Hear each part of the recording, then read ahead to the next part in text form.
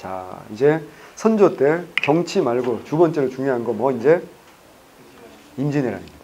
자, 모든 전쟁에서 제일 중요한 거냐? 임진왜란 말고도 현대사에서 이제 6.25 전쟁 이런 거 있잖아. 시험 문제. 여러분이 출제자라고 생각해봐. 뭘 내기가 제일 좋을 것 같아요? 순서 내리기 제일 편해요. 왜 순서 내면 제일 편해요? 오답 시비가 일단 없어요. 문제 만들기도 편해요. 순서 배열만 하면 되잖아. 그래서 한국사 문제 풀다 보면 순서 문제가 꼭 나오는 거야. 20문제를 탁 막 힘들게 어렵게 만들기 싫거든, 출제자 입장에서. 그러니까 순서 문제가 딱 내면 이게 뭐 역사라는 학문의 본질에 어긋나지 않잖아, 생각해봐. 항상 바탕에 뭘 깔고 있다 그래서 시간을 깔고 있지. 그러니까 순서를 아는 건 대단히 중요하고, 또 요걸 냈을 때 학생들 입장에서 굉장히 어려운 문제가 되기도 합니다. 그래서 이것 때문에 어이없이 틀려가지고 합격을 못하는 경우가 생겨요. 그래서 특히 여학생들 전쟁 그러면 너무 싫지. 여학생들 막 전쟁 설명하면 하여튼 남자들이란 막 이러고 그런 얘기하는 친구들도 있는데요. 자, 4월입니다. 4월 13일이죠. 예. 일본이 쳐들어옵니다. 4월 13일은 역사적으로 1987년 4월 13일이 제일 중요합니다. 뭐죠?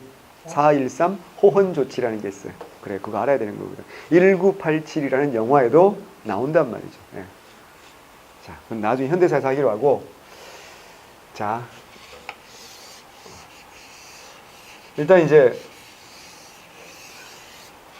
지도로 나올 가능성이 높진 않지만 지도를 봐야지 이해가 잘 돼요.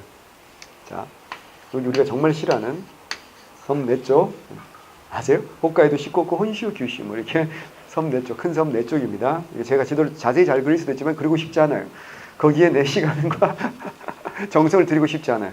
오늘 기분이 그래도 좀 좋아서 동그라미라도 쳐줬죠. 기분 나쁠 때 점 찍어요. 자, 어쨌거나 여기 이제 섬나라. 이때가 이제 무로마치 막부라고 합니다. 학자에 따라서 약간 다르게 보기도 하지만 일반적으로 이렇게 봐요. 무로마치 막부 여러분 아셔야 됩니다. 시험 문제 나오니까 알아야 됩니다. 일본 막부가 무로마치 막부가 있고 마지막이 뭐야? 에도 막부입니다. 외우긴 좋아요. 그 전에 이제 가마쿠라 막부라는 게 있었어요. 됐고요. 무로마치 막부와 에도 막부를 알아야 됩니다. 왜냐? 무로마치 막부가 조선 전기고요. 에도 막부가 조선 후기입니다. 그럼 무로마치 막부가 언제 나오냐? 한번 나와요. 언제 나올 것 같아, 하는? 문화사에서 나옵니다. 문화사에서 조선 전기의 미술이 뭔가 무로마치 막부에 영향을 끼쳤다라고 할 때 나온답니다. 그때 나온다고. 그걸 에도 막부라고 하면 틀린다고. 뭐라고? 무로마치. 조선 전기. 에도 막부는 일반적으로 1603년에 시작했다고 봅니다. 도쿠가와 이에야스라는 아이가 에도가 어디냐? 도쿄야, 도쿄. 그래서 그때부터 도쿄가 넘버원 도시가 된 거야. 그러면 요걸 이제 센카쿠 시대, 일본 말로는 센카쿠 시대. 전국의 다이묘들이 서로 짱 먹겠다고 싸우는 시대입니다. 이걸 뭐라고 해? 전국 시대라고 합니다. 여기에 이제 수없이 많은 일본 영웅들이 탄생하는 겁니다. 그러니까 뭐 이거 좋아하는 사람들은 중국 삼국지보다 더 좋아하는 사람들도 많이 있어요. 예. 이때 이제 배경으로 한 소설이 대만 같은 소설도 재미있고요. 이걸 거의 다 통일할 뻔했던 사람이 있어. 오다 노부나가라는 사람이 있었어요. 근데 부하의 배신으로 죽죠. 그래서 이제 그 사람을 이어서 통일한 사람이 여러분 잘 아는 뭐야? 토요토미 히데요시라는 놈이고.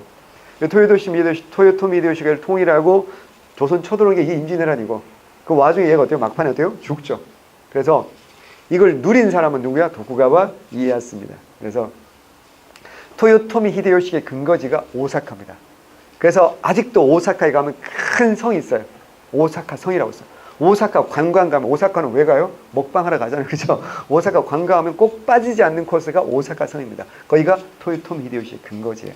아주 크고 잘 만든 성입니다. 그래서 지금도요, 오사카는 일본의 넘버 2 도시입니다. 넘버 1은 뭐야? 도쿄잖아. 그러니까 넘버 1이 왜 도쿄냐면 도쿠가와 이에야스의 근거지가 도쿄거든, 에도거든. 그래서 거기가 넘버 1이고 오사카가 넘버 2야. 그딴 거 절대 시험 안 납니다. 우리가 이제 공무원 합격하면 빚을 내서라도 여행 다녀야 되잖아요. 그치? 여행 가는데 제일 만만하게 갈 수 있는 데가 사실 일본이에요. 예. 뭐 특별한 문제가 없잖아. 특별한 문제가 없다는 얘기 무슨 말이야. 지금 인도네시아 난리 난 거 알죠? 지진 나고 막 이래가지고 난리 났잖아요. 뭐 몇백 명이 죽고 막 난리가 났어요. 근데 일본도 뭐 문제가 없진 않죠. 뭐 지진 같은 게 많고 하니까. 근데 치안이라든가 이게 제일 안전하다고 알려져 있잖아요. 그러니까 저도 일본 몇 번 가봤는데 정말 오해하지 마시고요. 좋아요. 저 친일파 그러지 마시고요. 좋아요. 깨끗하고 음식도 입에 맞고 되게 좋아요. 딱 한 가지 불편한 게 있어요. 뭘까요? 비싸요. 물가가 더럽게 비싸요. 그래서 일본에서 택시를 타느니 그냥 비행기를 타라는 말이 있어요. 그래서 저도 일본 가서 택시는 잘 못 탔어요. 그냥 지하철 타고. 근데 일본 지하철 되게 잘 돼 있거든요. 예. 이러고 다녔던 기억이 나는데 하여튼 뭔 개소리야. 이때가 일본의 봉건제도라니까. 봉건제도는 뭐냐면 오야붕이 밑에 꼬붕들에게 두목님께서 밑에 자기에게 충성을 바치는 애들에게 뭘 줘야 됩니까? 영지를 줘야 됩니다. 근데 이 100년 넘게 싸웠으니까 공을 세운 놈이 얼마나 많겠으며 또 하나 마지막에 항복을 받았으면 항복한 애들한테도 또 영지를 줘야 돼. 근데 이제 한계가 있을 수밖에 없지 않습니까? 또 하나 100년 넘게 전쟁하다 보니까 전부 어때요? 선비는 없고 다 양아치들밖에 없지. 그 무사 집단들이 마음을 잘못 먹으면 어때요? 무슨 짓을 할지 모르는 거 아니야. 그러니까 토요토미 히데요시 입장에서 어떻게 한다고요?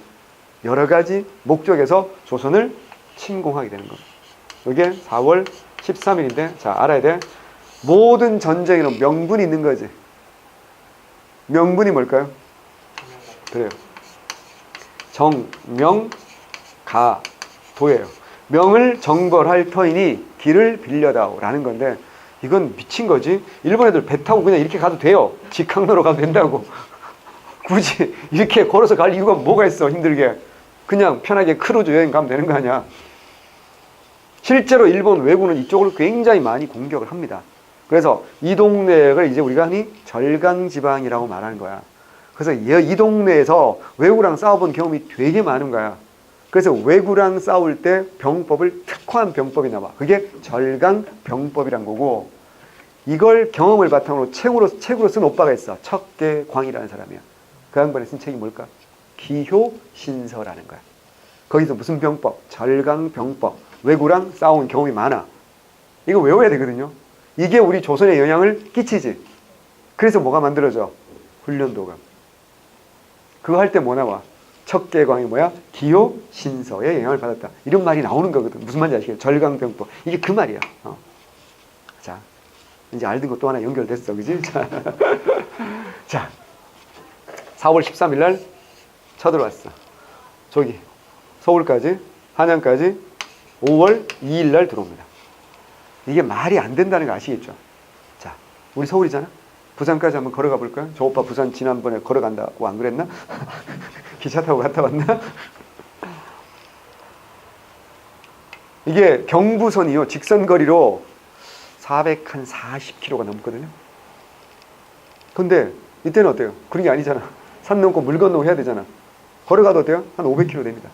500km를, 우리 남학생들 군대 갔다 왔잖아. 우리 완전 군장 메고 행군하잖아요. 그죠? 1시간에 보통 몇 킬로 걸어요?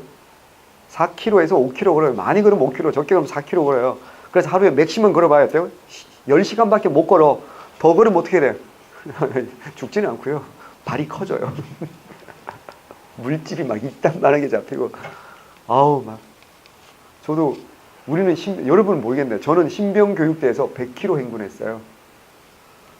하루 꼬박 새벽 6시에 딱 출발해가지고 밤새 걷는 거. 낮 종일 걷고 밤새 걸어서 아침 6시까지. 꼬박 24시간 걸어서 100km를 걷는 거예요. 죽는 줄 알았어요. 그 다음날 애들이 밥 먹으러 못 갔어요. 발이 전부 다 이딴만한 물집이 생겨가지고. 그래가지고 멀쩡한 내가 가서 밥 타다가 내후반에 가서 같이 하다가 먹이고 그랬어요. 전 가볍잖아요. 그래서 그런 건 장점이었어요. 물론 그때 신병교육 때 완전 군장은 안 하고 단독 군장하고 그런데도 한번 해보세요. 삶이 권태롭구나. 그러면 공부하기 힘들다 이러면 한번 해볼 만해요. 하루 종일 100km 한번 걸어봐봐요. 공부가 제일 쉬웠어요. 이런 생각 안 되니까. 어쨌거나. 그러면 500km면 하루에 40km를 걸으면 최소한 12일에서 13일은 걸리겠지. 이게 국토 대장정 할 때, 그냥 걸어갈 때 아무런 방해물이 없이. 근데 지금 뭐하러 온 거야? 싸우러 온 거잖아. 우리 조선 나름 어때요? 싸웠겠지. 그 유명한 전투가 4월 28일 날 충주 탄금대에서 벌어집니다. 조선 최고의 육군 장수 신립장군이 충청, 전라, 경상도에 남아있는 모든 남은 군인들을 동원해가지고 정말 건곤일척의 승부 딱 벌인 게 등에 뭐? 배수의 진을 딱 치고 등 뒤에 뭐가 있어? 한강이 딱 있는 거야. 충주.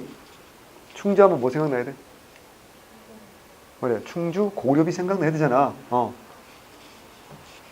자, 배수의 진을 딱 치고 남한강이란 말이야. 남한강이 제일 큰 도시가 충주 아니야. 그래서 생각해봐. 그래서 지금도 그 동네를 뭐라 불러? 충청도라고 부르지. 왜 충청도야? 충주, 청주 합해서 충청도라고 부르는 거야. 그러니까 그 동네 넘버원 도시야. 청충도도 아니야. 충청도야. 옛날에는 좋은 이런 거 수로가 발달해야 되잖아. 그러니까 큰 도시는 어디야? 강을 끼고 있어야 되는 거예요. 어쨌든 다시 나중에 하기로 하고. 거기에서 어떻게 한다고요? 신립장군부터 물에 빠져 죽죠. 박살이 납니다. 그게 4월 28일이야. 신립장군이 졌다는 소식을 듣자마자 선조 어떻게 할까요? 바로 캐리어 들고 피난 가는 거예요. 우리 군인들은 완전 군장 꾸린다고 하죠. 캐리어 들고 피난 가는 겁니다. 답 없어요. 그래가지고 얘들이 5월 1일 날 서울에 딱 오는 거예요. 이거는 정말 놀라운 스피드야. 이걸 그래서 우리 선조는 누구한테 도움을 요청합니까? 명나라에 도움 당연히 요청해야 되겠죠. 근데 명나라가 안 믿어요. 뭐라고? 언제 쳐들어왔다고? 4월 13일이요. 서울이 언제 떨어졌다고? 5월 1일이요. 명나라가 네 말을 믿을 아닌 거니 지금? 명나라 이때 의심합니다. 진짜로요. 뭐라고 하냐? 이것은 분명히 조선과 일본이 손을 잡고 함께 우리 명을 공격하려는 게 아니면 이렇게 빨리 올 수는 없는 거다. 라고 할 정도로 명나라가 의심할 정도로 이 스피드는 엄청나게 빨랐어. 이유가 뭘까? 두 가지. 첫 번째, 조선군의 저항은 거의 없었다고 보시면 돼. 저항다운 저항 딱 한 번, 탄금대전투 끝. 그 전에 뭐 이일이 상주에서 또 한 번 붙었다 또 깨진 거 있지만 별로 중요하지 않아. 그러니까 조선군의 저항이 거의 없다는 게 첫 번째고, 두 번째, 일본군의 무장이 무거웠을까 가벼웠을까? 무거우면 이렇게 빨리 못 가겠지. 굉장히 가벼웠다는 거지. 그냥 쉽게 말해서 조총 한 자루 들고 그냥 티팬티, 훈도시 이거 섹시하게 입고 달려왔다 이렇게 생각하시면 돼. 무슨 말이냐면 음력 4월 13일이잖아. 양력으로는 5월달이지. 그리고 얘들이 가장 따뜻한 규슈 지역 애들이 많이 왔어. 일본이 우리보다 어때요? 더웁잖아. 이쪽 남쪽은. 그러니까 정말 아주 가벼운 차림으로 조총 한 자루 들고 식량 아주 조금 들고 그리고 달려온 거야. 그러면 일본은 육군이 이렇게 가면 무기라든가 식량이라든가 보급품 어떻게 해야 돼? 따라가줘야 될 거 아니야. 누가? 배에 싣고 가면 쉽게 간다는 거지. 그래서 이걸 뭐라고 해요? 수, 륙, 병, 진 작전. 자, 4월 13일 날 시작되는 거야. 부산에서 뭐 정발, 송상현 이런 분들 죽어요. 자, 그 다음에 4월 28일 날 어디 전투라고? 탄금대 전투. 선조는 바로 깨지고요. 자, 근데 5월 달에 이제 누가 나서기 시작할까요? 뻔하지. 임진왜란 누가 떠올려야 돼? 이순신 형님이 이제 드디어 시작을 하는 겁니다. 그래서 옥포해전부터 시작하는 겁니다. 그리고 사천포해전에서는 처음으로 이제 거북선이 등장하면서 이제 족발이를 발라버리기 시작합니다. 자, 그리고 7월 달에 이순신의 그 유명한 뭐야? 한, 산, 도, 대첩. 대첩은 뭐야? 크게 승리한 게 대첩이잖아. 자, 이때 일본 배를 47척을 가라앉히고 12척을 빼앗습니다. 그럼 59척을 박살냈다는 얘기 아니야? 그리고 일본 군이 몇 명을 죽이냐? 9,000명을 죽였다고 합니다. 자, 그럼 우리도 어때요? 9,000명을 죽였으면 우리도 어때요? 전사자가 생겨야 될 거 아니야? 자, 전사자 몇 명쯤 될 것 같아요? 3명. 그럼 부상자라도 많겠지. 부상자 몇 명? 10명. 이거 기록지로 보면 믿을 수가 없어. 사기 캐릭터. 그러니까 이순신의 해전은 전 세계 이제 육사, 해사 이런 육사는 아니겠지. 해사에서 다 배우거든요. 못 믿어. 예이, 이럴 리가. 이건 사기 아닌가요? 근데 실제로 그래요. 왜 그러냐? 이순신이 뛰어난 장군인 건 분명히 부정할 수 없어. 왜냐하면 이순신이 정말 훌륭한 사람이라는 걸 누가 증명해줬어? 원균이 증명해줬어. 똑같은 조선 수군 갖고 이순신 어때요? 다 이겼지. 23전 23승이잖아. 원균은 어때요? 한 방이 어때요? 이순신이 만들어놓은 수군 어떻게 한다? 다 말아먹었잖아. 7천량 해전에서. 그러니까 똑같은 조선 수군인데 리더가 누구냐에 따라서 어때요? 완전 다른 결과를 가져왔잖아. 그러니까 리더가 정말 중요한 거 맞아. 지금도 그렇지 않나? 전직 대통령과 현직 대통령, 대한민국은 어때요? 리더 한 사람 바뀌었는데 어때요?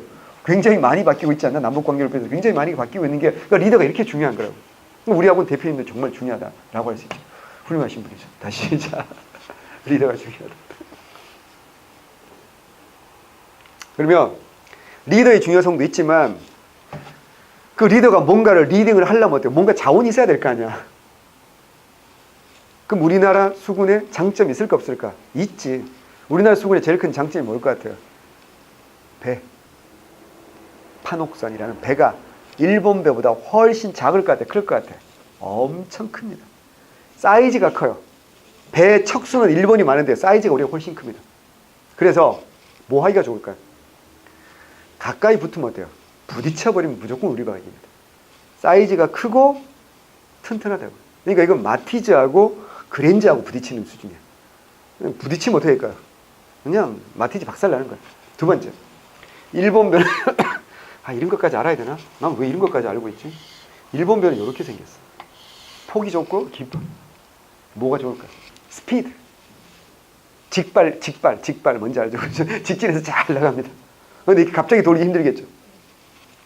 또 하나, 이게 좁기 때문에 빠르기는 빠르지만 회전이 힘들고 첫 번째. 두 번째는 뭐냐? 이게 잘 생각해봐요. 안정성이 부족하지 않겠습니까? 우리 판옥선은 이렇게 생겼어요. 사이즈가 크기도 하고요. 바닥이 이렇게 생겼어요. 스피드는 느리지만 안전하죠. 안정성이 있죠. 복원력이 강하잖아. 무슨 말이냐면 배에서 대포를 쏜다는 게 여러분 생각보다 어려운 일이에요. 사이즈가 크면 클수록 멀리 날아가겠죠, 대포가. 하지만 문제는 뭘까요?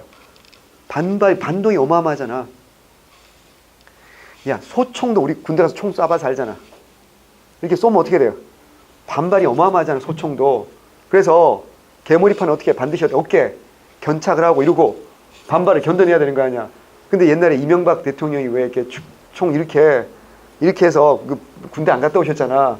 그래가지고 이제 개머리판 여기다 대고 이렇게 총 쏘는 이렇게 그 짤, 유명한 짤 있잖아. 그 밑에 베스트 댓글이 뭔지 알아? 당겨라, 땡겨라, 뭐 이게 베스트 댓글이야. 땡기면 어떻게 되겠어요? 작살 나는 거야. 그 아름다운 광대가 다 날아가는 거라고.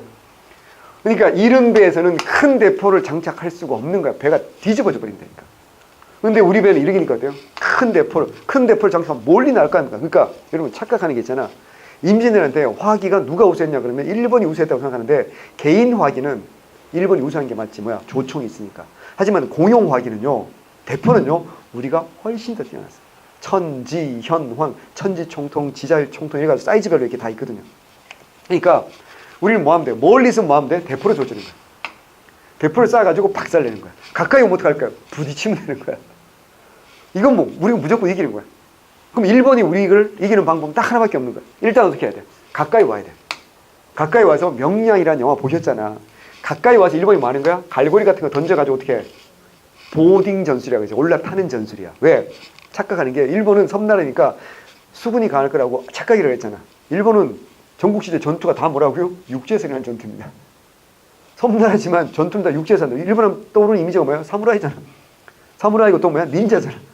그러니까 바다가 아니라고. 그러니까 육지에서 싸우면 일본은 못 이긴다. 100년 넘게 칼잡이 들는데 어떻게 이겨? 그래서 일본은 이건데, 그러니까 이순신은 어떡할까? 가까이 갈까 안 갈까? 가까이 안 가는 거야. 멀찌감치 거리를 주는 거야. 그리고 그때 대포를 조지는 거야. 그럼 일본이 막 오겠지. 가까이 오겠지. 그럼 어때요? 달려가서 부딪혀버리는 거야.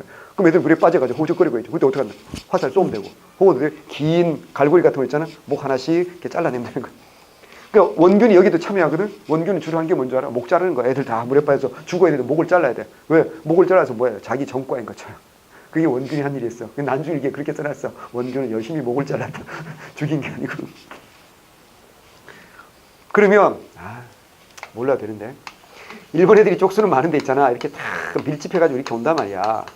우리는 숫자가 적어요, 일본 애들보다. 근데 이때 그 유명한 뭐가 나오냐면 하객진이라는 게 나옵니다. 하객진. 하객진이 딱 나오면 쫙 오잖아. 그럼 어떻게 한다고요? 여기서 어떻게 한다고? 대포를 쏘면 여기는 되게 좁아 보이지만 되게 넓잖아, 바다가. 대포가 안 맞는다니까. 그냥 일자로 쏘면 안 맞아요. 다 물고기만 잡아. 근데 이렇게 쏘면 어떻게 한다고요?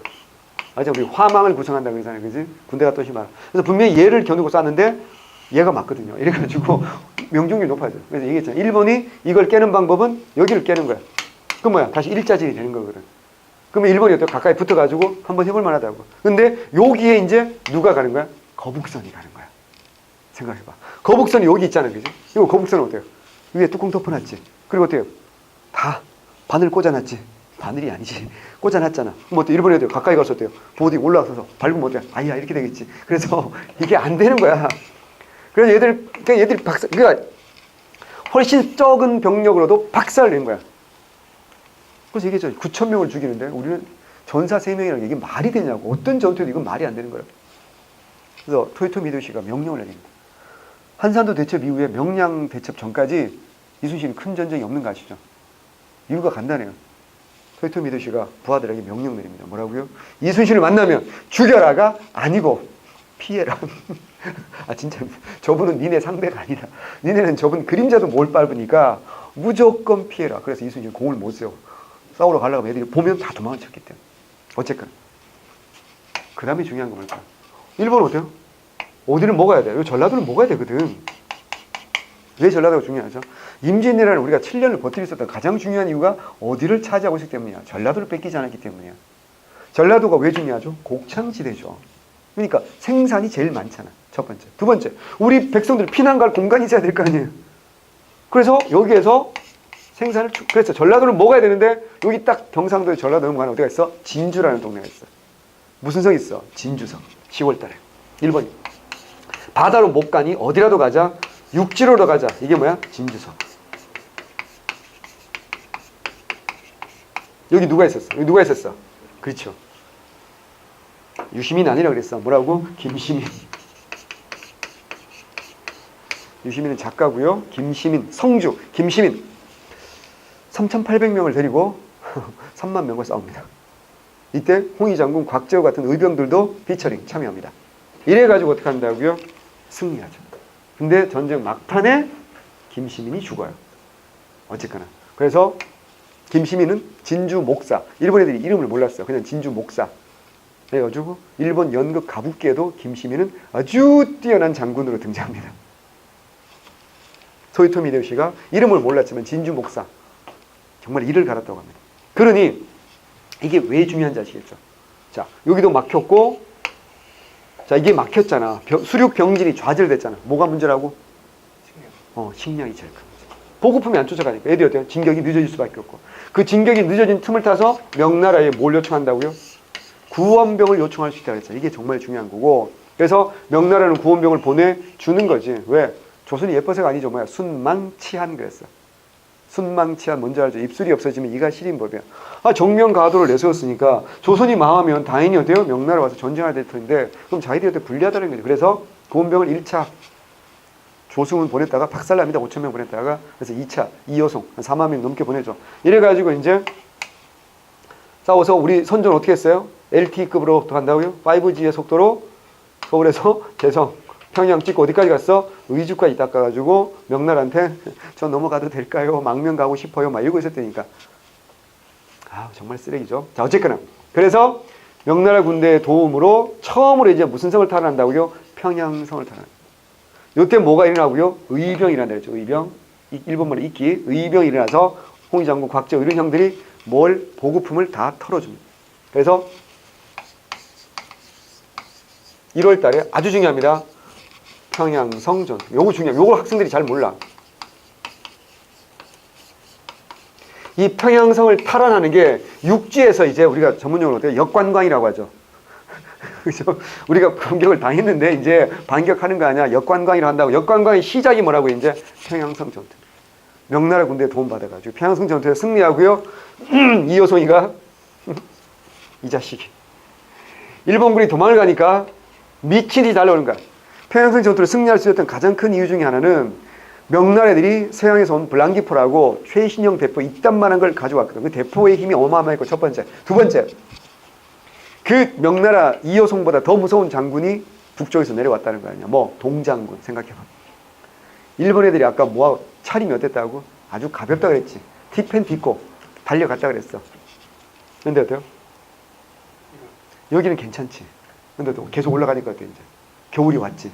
정말 북서계 옆을 차고 온 투더코어 뼛속까지 어떻게 쫙 스며드는데 농담 아니고 이때 기록을 보면 애들이 거의 다 동상에 걸리는 거야. 동상에 걸리니까 동상 걸리면 우리 여기 코끝, 귀끝이 제일 빨리 상하는 거 아시죠? 왜? 피가 안 통하잖아. 제일 말단했으니까 이게 얼어요. 그래서 툭 치면 귀가 뚝 떨어져 나갈 정도예요. 그러니 손이 어때요? 곱아서 총을 쏠 수가 없는 거지. 그러니까 전투력 상실하는 거야. 그러니까 타임머신 생기면 혹시 이때 우리 패딩 있잖아. 사서 이때 가서 팔면 일본 애들 영혼까지 살 수 있을 거야. 진짜. 평창 패딩 이런 거 있잖아. 패딩들은 장만했나 모르겠다. 작년 거 입으세요 그냥. 자, 그래서 일본 애들이 밀리고 밀린 거야. 그래서 이호성이가 흥분을 한 거지. 비켜라 해, 별거 아니다 해, 이러고대 애들 데리고 막 오는데 대포가 무거우니까 놓고 그냥 온 거야. 일본 애들 도망치다 보니까 애들이 대포를 안 가지고 오네. 뒤로 돌아. 박살냅니다. 이게 벽제관 전투라고 있는데 이 벽제 있잖아. 화장터 있는 데 있잖아. 그 벽제관 전투에서 이호성이 말에서 굴러 떨어집니다. 그래서 엄청난 부상을 입고 죽다 살아납니다. 그때부터 이호성은 어때요? 개성이 딱딱 박혀가지고 절대로 싸우지 않습니다. 왜? 이호성 할 일 다 한 거야. 이호성이 할 일은 뭐야? 일본 군대가 압록강 두만강을 건너는 걸 막는 거지. 근데 어때요? 이미 전선 어때 이제? 중부지방에서 형성됐으니까 자기 할 일은 다 한 거야. 이호성 입장에서. 더 이상 어때요? 싸울 이유가 없지. 유성룡이 하는 일이 뭐야? 유성룡 알죠? 징비록이라는 책을 썼던 유성룡 형이 하는 일이 맨날 이호성 찾아가지고 계속 제발 좀 싸워주세요. 이호성 뭐라고 한 줄 알아? 먹을 거 내놔라. 술 가져와라. 이쁜 여자 데리고 와라. 뭐 이런 짓만 계속하고 갑질만 계속하고 있어요. 그러니까 유성룡 막 무릎 꿇고 막 별 수모를 다 당합니다. 정말 짜증. 어쨌거나 이런 상황에서 뭐가 또 벌어집니까? 그 유명한 뭐가 벌어져? 행주 대첩. 전라도 쪽에서 이제 권율이라는 분이 이쪽으로 올라온 거지. 그래서 여기 행주산성 되게 가까워요. 한번 가보세요. 되게 좋아요. 가보면 알아. 가보면 이게 높은 산 아니거든요. 나지막한 산인데도 불구하고 왜 여기가 요충지인 줄 알 수 있어. 왜? 주변에 보면 여기가 제일 높아. 여기 이제 행주산성에서 권율과 시민들, 백성들이 힘을 합해가지고 일본 군대를 물리치는 거지. 그리고 이제 뭐 할까? 우리가 서울을 다시 회복하는 거야. 일본 애들 어때요? 쫙 후퇴해서 이 경상도 지역에 여기서 외놈들이 성을 쌓았다. 그래서 외성함 쌓고 장기항전이야. 그래서 요때부터는 이제 뭐냐? 휴전 협상이. 이 휴전 협상이 3년 반에서 4년 가까이 갑니다. 일본 놈은 고우니시 유키나카라고 고우니시라고 토요토미의 아주 핵심 신복이었고요. 명나라에서는 사기꾼 심유경이라는 놈이 협상을 하는데 둘 다 사기를 치는 거야. 뭐라고 사기치냐? 고우니시는 토요토미한테 명나라가 항복했습니다. 심유경이는 명나라 황제한테 일본이 항복했습니다. 이런 식으로 각자 문서를 만들어가지고 사기쳐서 양쪽한테 사인을 받으려고 했던 거예요. 근데 이게 탄로가 납니다. 그래서 휴전협상이 깨집니다. 휴전협상이 깨지고 1597년 1월 달에 14만 1500명 동원해서 또 쳐들어오는 거지. 이거 뭐라고 해? 정유재란이라고 말하는 거고, 이 정유재란 때 알잖아. 누가 나서야 돼? 이순신이 나서서 이걸 당연히 막을 거라고 생각하는데 이순신을 제거하기 위해서 일본 놈들이 뭐 한다고요? 함정을 파고 기다리고 있잖아. 이순신이 가겠냐고. 안 가지. 그러니까 어떻게 한다고요? 조정에서 왜 저기 왔는데 선조가? 너 안 싸우니? 막 이러고 어떻게 모함을 하는 거지. 특히 이순신 뒤에는 누가 있어? 동인이 있고 원균 뒤에는 누가 있어? 서인이 있거든. 그래서 또 갈등을 빚고 한단 말이에요. 결국 어때? 이순신은 어때요? 파직되고 끌려와가지고 어때요? 죽을 뻔했잖아. 그때 이제 원균이 은근히 단톡방에 참전한다 그랬잖아. 나 같으면 나가 싸울 텐데 막 이러면서 원균이가 이제 삼도 수군 통제사가 되고 7월 달에 그 유명한 뭐라고요? 7월 달에 그 유명한 7,000량 해전에서 우리 조선 수군은 돌이킬 수 없는 패배를 합니다. 그래서 이순신이 그렇게 몇 년 동안 애지중지 길러놨던 수군을 다 잃습니다. 다행히 그때 시험에 안 나오겠지? 나올래나? 이름이 좀 어때요? 되게 급하신 분 뭐야? 배설 이름도 있어요. 되게 급해 보이죠, 그죠? 배설사는 아닙니다. 그래서 이 양반이 12척의 배를, 이 사람이 원균하고 사이가 나빴거든요. 그래서 12척의 배를 이끌고 얘가 도망을 친 거지. 그러니까 전쟁터에서 도망치는 건 요즘 살인이죠, 그죠? 그냥 무조건 어때요? 죽여야 되는데 결과적으로 되게 잘한 건 12척이 남았잖아. 그래서 어떻게 한다? 이제 원균도 죽었으니까 원균도 여기서 죽었다고. 그러니까 어떻게 한다고요? 이순신이 다시 복권이 되는 거죠. 삼도 수군 통제사. 이순신이 손주한테 물었겠지. 배는 몇 척이나 있나요? 12척 남았대. 이순신이 뭐라고 했을까? 장난하십니까? 막 이랬겠지. 근데 그렇게 말할 수가 없잖아. 그래서 이순신이 삼도 수군 통제사 돼서 내려옵니다. 이때 이순신에게 조선 조정에서 하는 말은 뻔하죠. 뭐라고? 야, 12척 갖고 뭐 하겠냐? 너 그냥 이제 수군은 없는 걸로 하고 권율 밑에 가서 육군 해라 그냥. 이랬다고. 근데 이순신, 그래서 명량이라는 영화 첫 번째 장면이 그거라고. 막 고문받고 막 이러다가 이순신이 상소문 쓰는 거야. 장계를 올리는 거야. 그 내용이 뭐라고요? 길게 썼지만 한 줄 요약하면 이거라고 했지. 미신불사, 완벽하지 않지만 미숙하지만 미혹하지만 제가 아직 죽지 않았고요. 상유 12척, 저에게는 12척의 배가 있습니다. 뭐 이런 정말 간지나는 말씀하시니 거지. 우리말로 고치 뭐라고 그랬어? 나 이순신이야 뭐 이런 말이라고.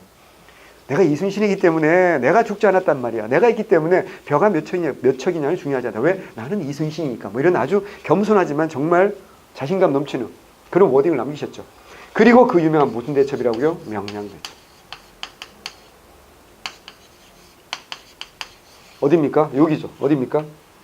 참 슬픈 동네죠. 진도. 알죠? 요 진도라는 섬의 요쪽 끝이 여기 뭐야? 여기가 팽목항입니다. 팽목항. 많이 들어보셨죠? 여기가 이제 세월호. 그리고요. 여기입니다. 여기. 그러니까 일본 놈들이 서울로 와야 되는데 이렇게 내해로 올지 요 바깥인 외해로 올지 잘 모르는 거야. 근데 이순신의 탁월함이 일본이 성질이 급하니까 내해로 올 것이라고 판단을 한 거야. 그리고 여기 뭐가 있다? 울돌목 있다고요. 영화 봐서 알겠지만. 그 여기다 어떻게 배치하는 거지. 그래서 일본 놈은 이제 구루지마. 보셨죠? 그 유승용 아저씨죠. 그죠? 그 아저씨는 정말 캐릭터가 너무 다양하죠. 예전에 그 최종병기 활에서는 이제 여진적으로 나오셔가지고 박해일 형님한테 혼났죠. 그리고 7번 방의 선물에서는 바보로 나오셔가지고 이제 딸 사랑을 보여주셨고요. 그리고 이 명량이라는 영화에서 이제 일본 놈으로 나와가지고 해적 출신으로 나와가지고 이제 이순신에게 응징당하는 그런 다양한 캐릭터. 요새 뭐 하시나 몰라? 이 양반 나름 재밌어요. 영화 보면. 다시. 이게 명량 대첩이고 우리가 승리하는 거고요. 그래서 일본은 더 이상 어때요? 직산에서 육군도 이제 또 깨집니다. 그래서 더 이상은 어때요? 일본이 이길 수가 없게 된 거지. 그러다가 1598년에 누가 죽어요? 토요토미 히데요시가 죽어요. 토요토미 히데요시가 죽고 나니까 더 이상 전쟁을 지속할 수가 없겠죠. 그래서 일본 애들 어떻게 하냐? 군대를 다 후퇴를 해야 돼요. 왜냐하면 아까 얘기했잖아. 도요토미 히데요시만 일본에 있는 게 아니라 그의 라이벌이 뭐야? 도쿠가와 이에야스가 있었는데 도쿠가와 이에야스는요. 자기 부하를 단 한 명도 이 전쟁에 참여시키지 않습니다. 왜냐하면 도요토미 히데요시가 도쿠가와 이에야스에게 항복을 받긴 했지만 이건 뭐 완벽한 항복이라기보다는 그냥 무릎을 꿇어준 거야. 도쿠가와 이에야스가. 그리고는 자기 세력을 그대로 유지한 채로 에도에 있는 거야. 그러면 이걸 뻔히 아는 토요토미 히데요시 부하들 카토 키요마사라든가 고니시라든가 얘들 어떻게 해야 돼? 빨리 전력을 그대로 유지한 채로 돌아가서 얘랑 싸워서 이겨야 되는 거거든요. 그래서 돌아가려고 하는데 이순신이 어때요? 올 때는 마음대로 왔지만 갈 때는 마음대로 못 가. 이래가지고 어떻게 하나 마지막 무슨 해전에서 노량해전에서 어떻게 한다고요? 다 죽이겠다고. 그래서 이 노량해전에서 가장 많은 전사자를 냅니다. 그래서 300명이 죽어요. 왜? 이번에는 애들이 돌아가면 우리 또 쳐들어올 수도 있고 첫 번째. 그리고 어때요? 수많은 우리 백성들이 원수를 갚자 이래가지고 접근전을 펴니다. 접근전. 그러니까 원래는 뭐야? 멀리에서 그냥 대포로 조지는 거라 했잖아. 근데 이번엔 다 죽이자 이래가지고 접근전을 폈고 그 맨 앞에 누가 있었던 거야? 이순신 장군이 있었던 거지. 제정신이 아닌 거지. 원래 대장수는 어떻게 해야 돼? 뒤에서 너 나가고 너 좀 들어오고 쉬고 뭐 그러니까 전쟁을 조율해야 되는데 자기가 맨 앞에서 하다가 어떻게 했다고요? 총 맞아 돌아가신 거지. 그러니까 이것도 할 얘기가 많지만 참겠어요. 오늘은 자 그래서 전쟁은 끝나는 거지. 마지막이 뭐라고요? 노량해전. 이순신이 돌아가시고 11월 달입니다. 이순신이 죽고 딱 일주일 만에 이 전쟁은 끝나는 겁니다. 그러면서 전쟁은 끝났어요. 자, 문제는 뭐예요?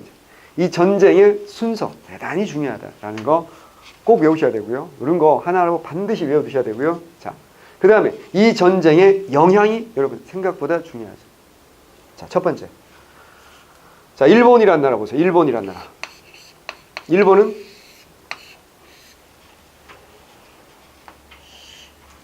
발전하죠. 뭐가 발전합니까? 일본이 이 전쟁에서 얻은 게 뭐죠? 외워야 됩니다. 무슨 학? 성리. 자, 외워야 됩니다. 일본의 전래된 성리학을 무슨 학이라고 하죠? 외워야 돼. 퇴계학이라고 합니다. 놀랍죠? 우리는 성리학을 무슨 학이라고 그래요? 주자학이라고 하잖아요. 주자학. 다른 말로. 왜 주자학이라고 해요? 그래, 남송대 주희라는 오빠. 주희를 높여서 뭐야? 주자라고 하잖아. 그래서 주자의 학문 그래서 주자학이라고 하는 거야. 근데 일본 애들은 퇴계학이라고 그래. 왜? 일본에 전래된 성리학은 누구의 학문이 전래된 거야? 퇴계 이황의 성리학이 전래된 거야. 왜냐하면 그걸 굳이 외우지 않아도 되지. 봐봐. 아까 봤잖아. 일본이 전쟁 시작부터 끝까지 일본이 지배한 동네가 어디야? 경상도지. 전라도가 아니잖아. 그러니까 경상도니까 무슨 학파야? 영남 학파지. 영남 학파지. 자, 조식 제자들 어떻게 한다 그랬어? 다 싸웠다 그랬잖아, 의병. 반면에 이황 선생님의 제자 강항이라는 사람이 싸우다가 포로로 잡혀가는 거야. 포로로 잡혀가가지고 일본에서 뭐 한다고요? 성리학을 가르치는 거야. 이분이 강의를 너무 잘하는 거야. 나처럼. 이래가지고 일본 애들이 이 사람을, 이거 우리 선생님이니까. 그러니까 일본은 성리학이 예전에 전례는 됐는데 이 철학이 굉장히 어렵잖아. 이게 모순되고 막 이해되는 게 너무, 이해 안 되는 게 너무, 이때는 생각해봐. 구글이라든가 네이버 이런 게 없잖아. 궁금하다고 쳐본다고 알 수 있는 게 아니잖아. 도저히 머릿속에 이해가 안 되는 게 많았는데 이 양반이 가서 그냥 쫙 명쾌하게 설명해 주는 거야. 이황의 제자니까. 그래서 애들이, 일본 학자들이 막부에 건의합니다. 이분은 훌륭한 분이니까 절대 죽이지 말라고. 이래가지고 돌아옵니다. 그래서 이걸 자기 경험을 책으로 씁니다. 이게 간양록이라는 책입니다. 7급이라도 이런 책이 충분히 나올 수 있어요. 그래서 이런 퇴계의 학문이 전해서 일본에서 성리학 하면 누구라고요? 퇴계입니다. 일본에서 성리학의 신은 누구야? 퇴계입니다. 외우셔야 됩니다. 일본은 신이 많아요, 적어요? 되게 많잖아. 엄청 많아. 영화 한 편 보면 돼. 생과 치히로의 행방불명이라는 영화가 있어. 거기 보면 엄마 아빠가 처묵처묵 먹방 찍다가 돼지가 되잖아. 그래가지고 그 엄마 아빠를 구하기 위해서 어떻게 한다고요? 이제 그 아들인가 딸인가요? 딸인가요? 하여튼 예. 너무 오래 젊어가지고 기억이 안 나. 그래가지고 거기서 이제 목욕탕 가서 알바 뛰잖아요. 그 목욕탕이야. 그 주인 할배가 이제 되게 골때리는 거야. 팔다리 막 쫙쭉 늘어나고 이제 약초 이런 거 막 넣어가지고 물 끓여서 온천이잖아, 그지? 근데 봐봐, 온천에 목욕하는 게 누가 사람이 아니면 신인데 우리 같으면 어때? 하느님 한 분 딱 오실 것 같잖아. 그게 아니지. 오만 잡신들 다 오지. 단체로 막 오고 그러잖아. 그럼 왜 그래? 일본에서는 뭐만 좀 잘하면 뭐야? 신이라고 그러잖아. 죽은 다음 뭐 된다? 신이 된다 이렇게 말하잖아. 그래서 신이 어마어마하게 많은 거야. 그래서 여러분 나중에 일본이라면 무슨 신이 될까? 뭐 공부의 신? 재수의 신? 뭐 이런 되겠지. 난 강의 신이 되고 싶어. 어쨌거나 걔네들은 모시는 게 신사 아닙니까? 어쨌거나 퇴계야. 또 하나 도자기고요. 일본 애들이 우리나라 도자기 공의 3분의 1을 잡아갑니다. 웬만한 사람들은 어때요? 귀 자르고 코 자르고 막 죽이고 막 이랬잖아. 근데 도자기 공들은 절대 죽이지 않습니다. 그래서 3분의 1 잡아간 그 도자기 공들 후손들이 지금도 이어지고 있어요. 2, 3편과 심수관과 15대째 지금 이어지고 있어요. 그래서 일본의 도자기 기술이 어마어마하게 발전합니다. 그래서 일본이 이걸 도자기 전쟁이라고 합니다. 일본은 발전합니다. 조선은 어떻게 해요? 당연히 어때요? 7년 전쟁이니까 굉장히 어때요? 많은 피해를 입었겠죠. 당연한 거 아닙니까? 자, 명나라 어때요? 맛이 갑니다. 여기 누가 성장한다고요? 여진이 성장합니다. 자, 중요합니다. 여진이 성장합니다. 이 여진 부족을 통일하는 형이 나타납니다. 이름이 누래요. 누르하치야. 누르하치, 누러니까 나라 이름 어때요? 누런 거 뭐 금이지. 그래서 금이라고 합니다. 자, 연상법으로 누런 건 금이야. 누르하치 금. 근데 금은 예전에 한번 있었잖아. 그래서 뭐라고 합니까? 그렇지, 후금이라고 합니다. 이게 1616년에. 그 후금이 20년 후에 나라 이름을 청으로 바뀌죠. 이제 우리가 뭐라고 말하죠? 명청 교체기라고 합니다. 그 명청 교체기의 혼란 속에서 굉장히 힘들어진 나라가 어떤 나라입니까? 조선이죠. 이때 조선의 왕이 된 형이 누구야? 광해군이란 말이에요. 그러면 요 얘기만 하고 이제 좀 쉴게요. 선조가 아까 정철이 세자책봉 시도를 할 때 성공해서 실패로 끝났어. 실패로 끝났잖아. 근데 전쟁이 딱 났잖아요. 세자책봉 해야 될까요? 안 해야 될까요? 무조건 해야 됩니다. 왜 해야 되죠? 선조가요. 전문 용어 쓸게요. 조정을 둘로 나눕니다. 이걸 분조라고 합니다. 아, 역시 우리 하늘이는 훌륭해요. 분조라는 말도 하잖아. 조정을 나눈다는 뜻이야. 왜? 그래야지 두 개가 있어야 어때요? 한쪽이 망하더라도 나라가 지켜지잖아. 그러려면 뭐 해야 돼? 세자책봉해야 될 거 아니야. 근데 선조가 원래 예전부터 좋아했던 왕자는 신성군이라고 있었는데, 그러니까 정철이가 아까 잘못했던 이유가 그거야. 선조는 신성군을 좋아하는데 누굴 밀었던 거야? 광해군을 밀다가 바보 된 거거든. 근데 선조가 알잖아. 근데 인재는 누가 인재라고요? 광해군이거든. 그러니까 광해군을 지난번에 한번 자기가 어때? 싫다고 했는데, 근데 아무리 봐도 광해군밖에 없거든. 할 만한 애가. 광해군을 어때요? 찍자니 너무 쪽팔리지 않나? 그래서 실록이 오면 선조가 어전회의를 소집합니다. 그 급한 와중에. 그래서 한 12시쯤 실록 기록을 따져보면 신하들이 다 엎드려가지고 이제 세자를 책봉해야 될 것 같습니다. 경들의 의견을 말해보세요. 자, 1592년 4월 말이야. 자, 생각해봐. 여러분, 불과 2년 전에 정철 어떻게 해? 세자 책봉 잘못 건드렸다 어때요? 바로 귀양 가지 않았니? 어떡하게? 너 같은 말을 하겠니 안 하겠니? 미쳤니? 무릎을 꿇고 엎드려서 가만히 있죠. 근데 눈알만 굴리고 있어요. 이걸 전문용어로 복지부동 말고 복지안동이라고 하죠. 엎드려서 눈만 굴리고 눈치만 보고 있는 거죠. 1시간이 지나 2시간이 지나 선조는 용상에 앉아있잖아. 편안하게 막 스트레칭도 하고 차도 마시고 이러면서 앉아있는데 1시간 2시간 실록 기록을 계산해보니까 6시 반쯤 됐어. 그럼 생각해봐. 노인네들이 6시간 동안 무릎을 꿇고 눈알만 굴리고 있었던 거야. 물 안 먹고 못 먹고. 그럼 신하들 무슨 생각 들겠니? 야, 네가 정해. 아무나 해 그냥. 이런 생각이 들 무렵에 선조가 뭐 경들의 뜻이 아무 생각 말씀이 없으시니까 과인의 생각으로는 광해군이 괜찮을 것 같은데 어떻게 생각하십니까? 자, 여기서 너 같으면 반대하겠니? 반대하면 신하들이 뭐래? 넌 씨눈 막 이러면서 얼마나 욕을 하겠어. 넌 눈치도 없냐 막 이러면서 애들이 어때? 신하들이 벌떡해서 브라보! 찬성 찬성 이래가지고 광해군. 그래서 광해군을 어떻게 해요? 둘로 쫙 쪼개가지고 신하를 선조도 데리고 일부 데리고 광해군도 데리고 가는 거예요. 이때 이걸 영화로 만든 것도 있다. 대립군이라는 영화야.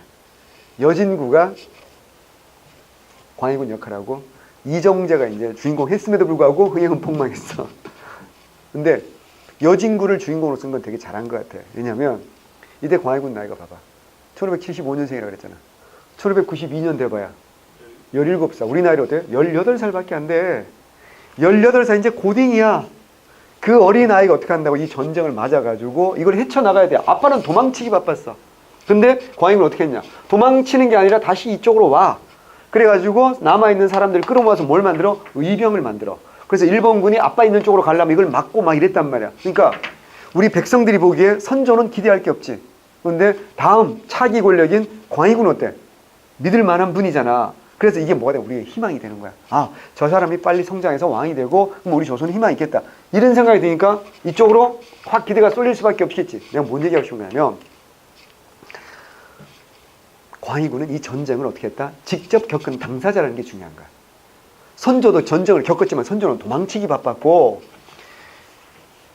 선조는 여기 가 있으면 이순신이 어떻게 철마다 택배로 꼬막도 보내주고 홍어도 보내주고 이래가지고 별로 불편하지 않았어.